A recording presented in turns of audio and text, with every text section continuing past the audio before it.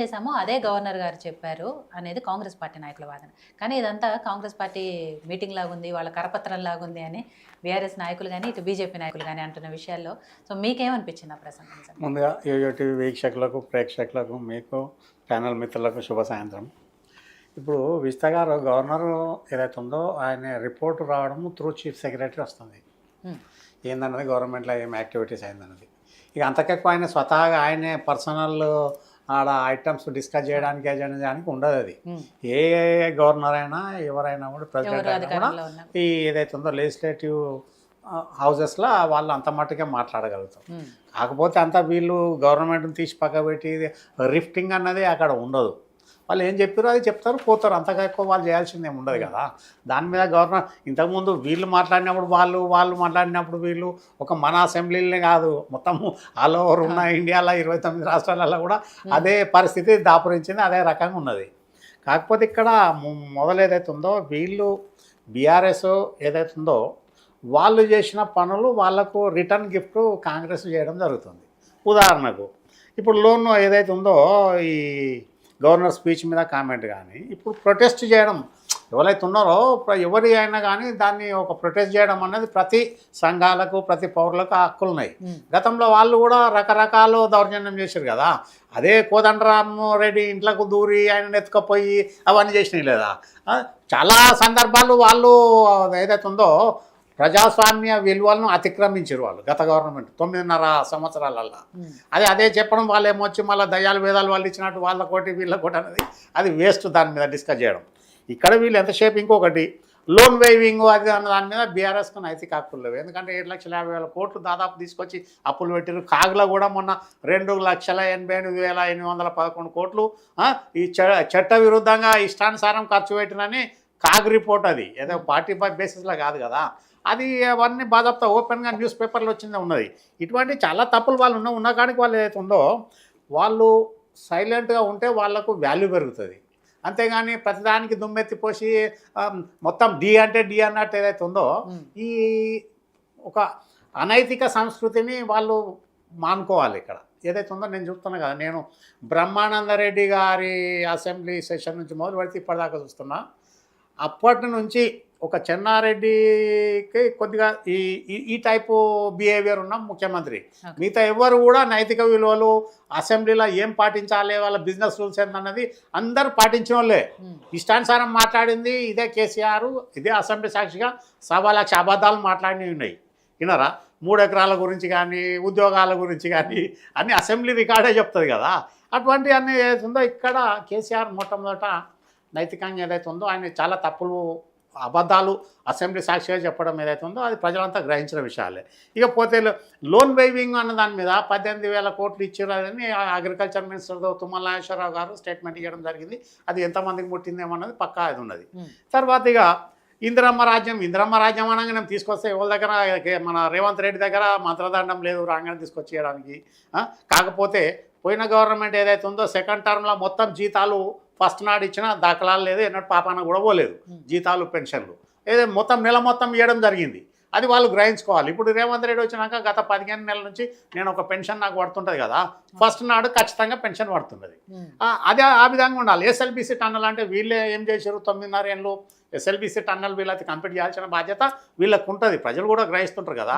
కాంగ్రెస్ ఏం చేస్తున్న దాని మీద ఆ టన్నెల్ ఏదైతే ఉందో ఆ సాయిల్ దాని మీద అక్కడ మొట్టమొదట ఇంజనీరింగ్ డిపార్ట్మెంట్ వైఫల్యం. టన్నెల్ కొలాప్స్లో ఎట్టున్నది ఏమున్నది సాయిల్ టెస్టింగ్ చూసుకుంటూ ఏదన్నా చాలా జాగ్రత్తగా పోవాల్సిన పరిస్థితిని పాపం అనవసరంగా 8 మంది సజీవ సమాధి అయిపోయారు అందులో బురదల. అది దాంట్లో టన్నెల్ మీద కూడా వీళ్ళు బడ్జెట్ పెట్టారు, చేస్తూ ఉన్నారు, దాని మీద ఉన్నారు.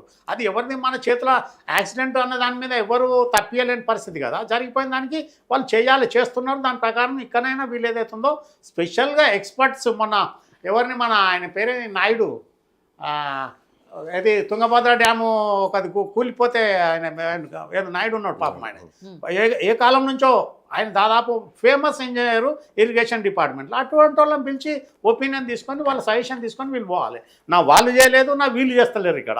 ఇకపోతే మిషన్ కాకతీయ అది దాని మీద అందులో 1,00,000 దంతాలు జరిచినాయి, ఇష్టం ఉన్న ఖాళీ ఇట్లా అట్లా చేసి పోయింది. మిషన్ భగీరథ అన్న దాని మీద కూడా చాలా మందికి ఏదైతే ఉన్న వాటర్ ట్యాంకుల మీద బ్లూ కలర్ వేసి రాసుకొని చెప్పడం జరిగింది. ఇక తర్వాత బస్సెస్ ఫ్రీ అనేది, బస్సెస్ ఇచ్చినంత మాత్రాన వీళ్ళు కూడా గ్రహించుకోవాలి. బస్సెస్ ఫ్రీగా ఇస్తే ఏంటంటే, మొన్న ఒక సందర్భంలో ఒకరు చెప్తున్నారు కూరగాయలు తీసుకురానికి బస్సు ఎక్కిపోయినా ఊళ్ళో ఆడ అగ్గోలు దొరుకుతాయని. ఈ రకంగా బస్సెస్ మిస్యూజ్ అవుతున్నది, మా పని వేస్తుంది. ఇక తర్వాత రియల్ ఎస్టేట్ మాట్లాడినారు మన శ్రీనివాస్ గారు, ఏదైతే ఉందో రియల్ ఎస్టేట్ ఇవాళ అయ్యో కూడా పీచకుండా ఒక రేవంత్ రెడ్డి రాగానే హైదరాబాద్ రియల్ ఎస్టేట్ కాదు, ప్రపంచం మొత్తం కొలాప్స్ అయిపోయింది. చైనాలో ఎల్లిగడ్డలకు గోధుమలకు ఫ్లాట్లు అమ్ముకుంటున్నారు ఎవర్ గ్రాండే వాళ్ళు. అటువంటి వాళ్ళు ఎంత దారుణమైన రియల్ ఎస్టేట్ పరిస్థితి, మొత్తం ప్రపంచం మొత్తం కొలాప్స్ అయిపోయింది ఇక్కడ రియల్ ఎస్టేట్లో, డబ్బులు లేవు. తర్వాత 42% రిజర్వేషన్ అన్నారు. వీళ్ళు చెప్పే ముందు మీరు ఏం చేసారు, 9.5 ఏళ్ళు మీరు చేయాల్సింది ఉండే కదా, ప్రజలు కూడా గ్రహిస్తారు కదా. 9.5 ఏళ్ళు బీసీ దాని మీద నువ్వేం చేసినావు అంటే వాళ్ళేం చెప్పలేదు కదా మేము బీసీ చేస్తామన్నది కాదు. దాని మీద కామారెడ్డి డిక్లరేషన్ ఇచ్చిర్రు కాబట్టి వీళ్ళు ఇచ్చారు. ఇక్కడ కూడా ఏదైతే అక్కడికి వస్తున్నా వీళ్ళది ఒక సిస్టమేటిక్ అడ్మినిస్ట్రేషన్ లేదు ఇక్కడ. ఏదైతే ఉందో వాళ్ళు 9.5 ఏళ్ళు కాలయాపన చేసారు, దుబారా ఖర్చులు పెట్టారు, ఇష్టానుసారం ప్రజల సొమ్మును దుర్వినియోగం చేశారు. అదే దొంగలు ఊళ్ళు వంచుకున్నట్టు ఆ రకంగా ఏదైతే ఉందో కాంట్రాక్టర్లు వీళ్ళు వాళ్ళు కొమ్ముకైపోయి సబ్ స్టాండర్డైజేషన్ వర్క్ చాలా జరిగినాయి. అటువంటి దాని మీద వీళ్ళు కూడా ఇప్పుడు బీసీ సర్వేకి ఒక సిస్టమేటిక్ చేయాలి. ఇప్పుడు ఎలక్షన్ వస్తుంది, సిస్టమ్ ఫాలో అవుతారు కదా, ఎలక్షన్ ఏదైతే ఉందో election commission of India election manual ఉంటుంది. ఆ రకంగా వీళ్ళు బీసీ సర్వే చేయడానికి బీసీకి అసెంబ్లీలో నువ్వు ఆర్డినెన్స్ అన్న ఇష్యూ చేయి, లేకపోతే బిల్ అన్న పెట్టి పాస్ అయిన తర్వాత టేకప్ చేయాలి. అది పక్కకు పెట్టేసి ఏదో బీసీ సర్వే వచ్చినాం అన్నది, వాళ్ళు సమగ్ర కుటుంబ సర్వే ఏమైంది అన్నది వీళ్ళు మొదలు చేయాలి కదా. అదొకటి. ఇంకొకటి వీళ్ళు ఏం తీర్మానం చేసి ఏం పంపాలి అసెంబ్లీ సాక్షిగా, ఈ క్యాస్ట్ సర్వే ఆల్ ఓవర్ ఇండియాలో మీరు ఏదైతే ఉందో 1948 సెన్సస్ యాక్ట్ ఉన్నది కదా, ఏది గణన చట్టము, గణాంక చట్టం, ఆ చట్టాన్ని అమెండ్ చేసి అందులో ఏమేమి పెట్టాలనేది మీరు సజెషన్స్ ఇవ్వాలి వీళ్ళు కాంగ్రెస్. అది పక్కకు పెట్టేసి ఇదేది ఇంకొకటి డీజే నాయుడు, అది డీజే జిల్లు అనగానే మన శ్రీనివాస్ గుప్తాకు పాపం ఆయనకు ఎక్కడలేని కోపం వచ్చేసింది. ఆయన ప్రివెంట్ చేయాల్సిందే. ఆయన చిట్టి నాయుడు అని 12 సందర్భాలు ఇదే బరాబర్ అంట అనేది ఆయన కామెంట్ చేయడం జరిగింది కదా. శ్రీనివాస్ గారు ఆ క్లారిటీ ఇచ్చారు. సరే వాళ్ళిద్దరు అనుకుంటున్నారంటే వాళ్ళిద్దరు సమాన స్థాయి కాబట్టి వాళ్ళిద్దరు అనుకుంటే ఏమైనా ఓకే, బట్ మన లాంటి నాయకులు వాళ్ళ గురించి వాళ్ళ గురించి అన్నది వాళ్ళు అనుకున్నది రిపీట్ చేస్తున్నారు తప్ప, కానీ వీళ్ళేమో క్రియేట్ చేసింది కాదు కదా. వీళ్ళు కొత్తగా ఇప్పుడు రవి ఒక వేరే పదం వాడిండు అంటే స్వతహాగా అంటే దట్ ఈస్ వాళ్ళు వాడే పదమే రవి గారు రిపీట్ చేసిరు కదా. గవర్నర్ని డీజే పెట్టి డీజే డాన్సులు చేసినట్లు చేసిండు అని అనడము తప్పు కదా అంటున్నా నేను. ప్రసంగము పెళ్లికి డీజే అనడం అని అంటే అది సాగు తప్పు కొట్టిన సాగు తప్పుడు ఎందుకు కొడుతుంది, ఎవరు సాగు కొట్టిరు తప్పు. తెలంగాణ పరిస్థితి అలా ఉంది ఇప్పుడు.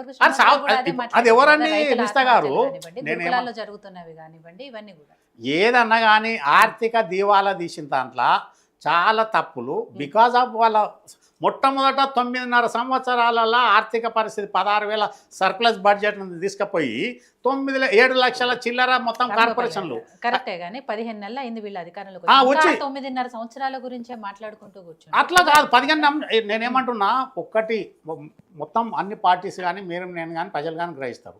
ఇక్కడ ప్రభుత్వము ఎవరితో ప్రజలంటే ఖాళీ బెనిఫిషరీసే కాదు, స్కీమ్లతోనే కాదు.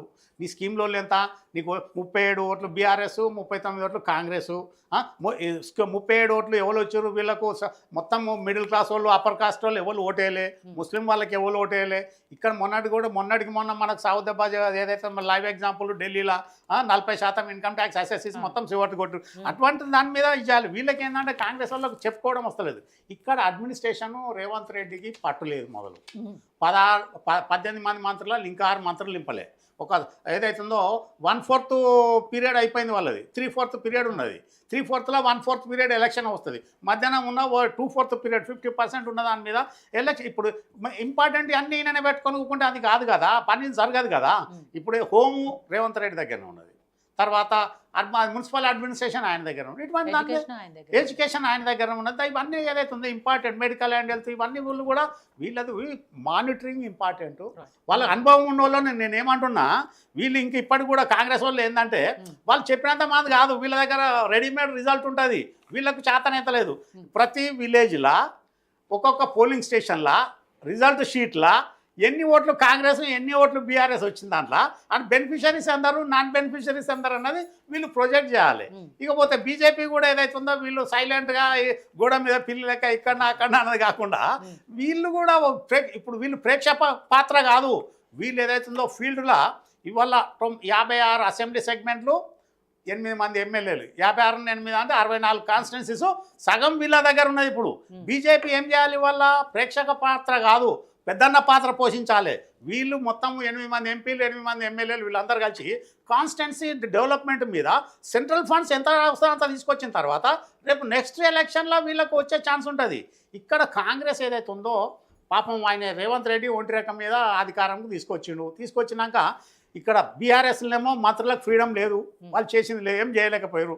ఈడ మంత్రులు ఉన్నారు 12 మందిలో ఆయన పోతే 11 మంది ఉన్నారు. 11 మంది కూడా వాళ్ళు రెగ్యులర్ మానిటరింగ్ అనేది లేదు. ఇక్కడ ఎవరు చేయగలుగుతారు?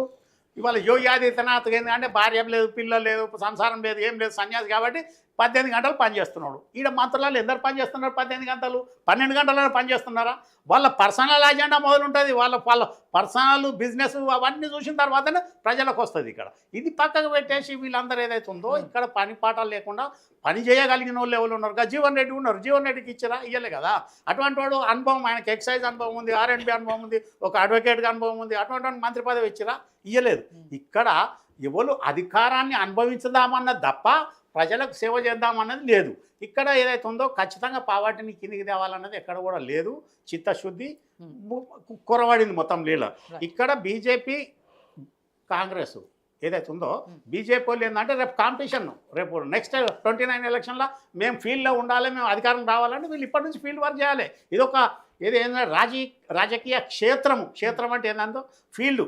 ఇప్పుడు పొలిటికల్ ఫీల్డ్, అగ్రికల్చర్ ఫీల్డ్ ఏదైతే ఉందో, వార్ ఫీల్డ్, ఈ రకంగా ఏదైతే ఉందో వీళ్ళు చేస్తే రేపు ఏదైతే ఉందో వీళ్ళకు ప్రజలు అధికారం ఇచ్చే అవకాశం ఉంటుంది. బీజేపీలో ఎంతో కొంత ఇది ఉన్నదాన్ని అది పక్కకు పెట్టి ఉన్న వాళ్ళు కిషన్ రెడ్డి కూడా గోడ మీద పిల్లుండి ఇటో స్టేట్మెంట్ అటో స్టేట్మెంట్ కాదు కదా. ఏదైతే ఉందో ఆయన ప్రేక్షక పాత్ర, ఖాళీ అబ్జర్వేషన్, కామెంటింగ్ కాదు.